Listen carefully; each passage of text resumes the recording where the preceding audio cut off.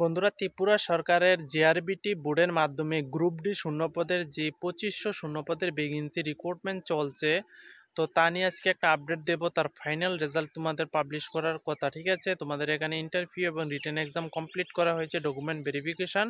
এখন শুধুমাত্র তোমাদের ফাইনাল রেজাল্ট দেওয়ার কথা। তো সেই রেজাল্ট তোমাদের ইলেকশনের আগে দেওয়ার কথা ছিল, সেটা দেওয়া হয়নি। তো কী কারণে দেওয়া হয়নি সেটা একমাত্র ইলেকশনের কারণে কিন্তু পেন্ডিংয়ে রাখা হয়েছে।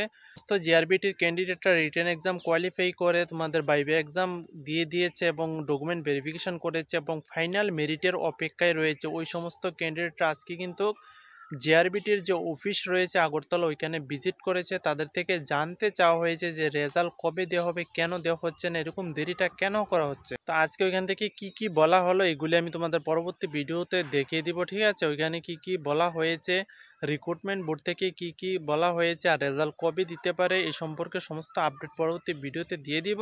তো আজকে ক্যান্ডিডেটরা গিয়েছে, আশা করছি অনেকে তোমরা ভিডিও দেখেছো। 7 তারিখ তার নোটিশও কিন্তু ক্যান্ডিডেটদের পক্ষ থেকে আগে পাবলিশ করা হয়েছিল যে তার 7 তারিখ ওইখানে ডেপুটেশন দিবে, জানতে চাইবে। তো তার আপডেট কি রয়েছে এটা তোমাদের পরবর্তী ভিডিওতে আমি জানিয়ে দিব।